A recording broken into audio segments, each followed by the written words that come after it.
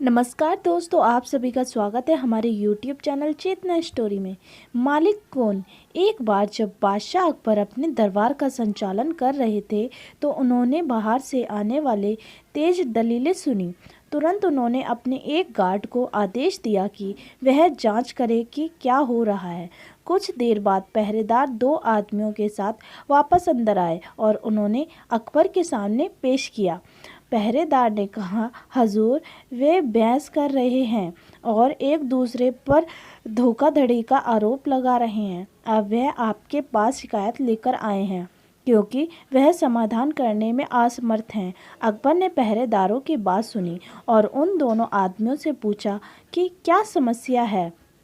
उनमें से एक आदमी ने जवाब दिया, हजूर, मेरा नाम अमर है, मैं एक व्यापारी हूँ और यह आदमी मेरा नौकर है। मैं 6 महीने पहले व्यापार और व्यवसाय के लिए समुंदर में गया था।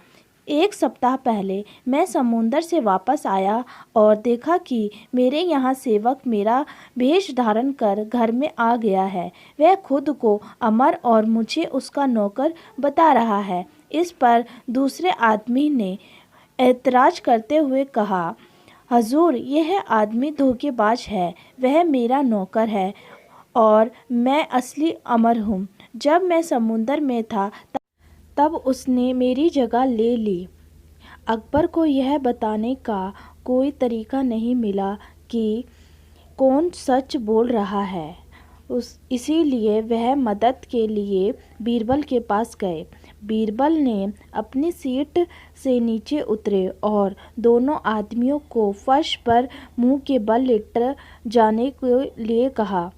दोनों ने बीरबल की बात सुनी और ज़मीन पर लेट गए। बीरबल ने उनसे कहा, बिना हिले डुले लेटे रहो, मैं आपको कुछ समय के लिए देखूंगा और तब मैं निश्चय रूप से बता सकता हूँ कि मालिक कौन है।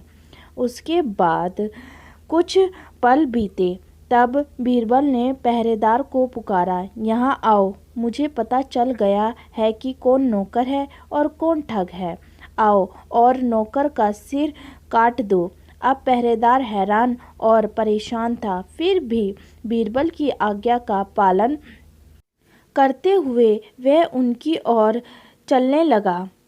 जैसे ही पहरेदारों के कदमों की आहट हुई, उनमें से एक आदमी ने मुंह फेर लिया और बैठ गया और बीरबल के पैरों पर कूद कर बोला, हजूर, मुझे बचा लो, मैंने बहुत बड़ी गलती की है, मैं ही नौकर हूँ।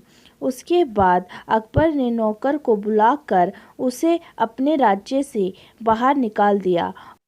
असली उमर ने बीरबल और अकबर को उनकी मदद के लिए धन्यवाद दिया और खुशी खुशी अपने घर वापस चला गया। अकबर बीरबल की दूसरी कहानी, गरम लोहे की परीक्षा। एक बार अकबर के राज्य में एक न्यायाधीश के सामने कबीर और फ़कीर नामक दो झगड़ते हुए व्यक्ति उपस्थित हुए। कबीर ने फ़कीर पर कीमती चीज़ चुराने का आरोप लगाया था, जबकि फ़कीर ने इससे इनकार कर दिया था। इस पर अकबर ने कबीर से पूछा कि उन्होंने कैसे पता चले कि फ़कीर ने उनका कीमती सामान चुराया है।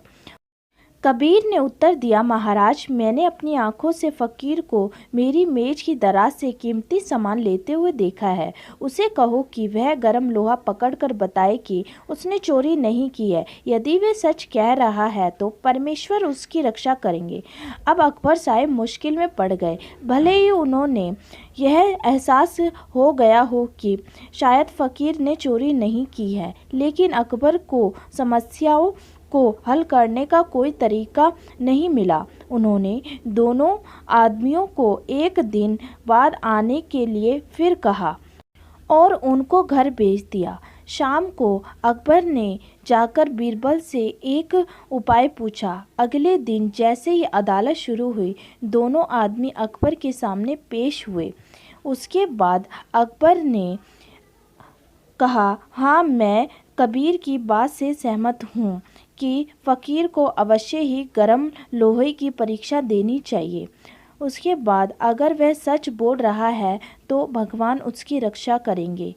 यह सुनकर फ़कीर ने विरोध करना शुरू कर दिया कि यह कितना अनुचित है और कबीर खुश हो गया। अकबर ने आगे कहा, कबीर, मैं चाहता हूँ कि आप अपने नंगे हाथों से गरम लोहा लाकर फ़कीर को दे दो, क्योंकि आप सच कह रहे हैं, भगवान आपकी रक्षा करेंगे। उसके बाद यह सुनकर कबीर चुप हो गया। कुछ देर बाद उसने अपने घर में फिर से कीमती सामान तलाशने के बारे में कुछ बुदबुदाया और हड़बड़ी में निकल गया। फिर फ़कीर ने अकबर को मुसीबत से बचाने के लिए धन्यवाद दिया। अगर दोस्तों आपको हमारी ये कहानी अच्छी लगी हो तो कमेंट करना ना भूलें और हमारे चैनल को लाइक करें, सब्सक्राइब करें एंड शेयर करें। फिर मिलते हैं आपको एक और नई कहानी के साथ।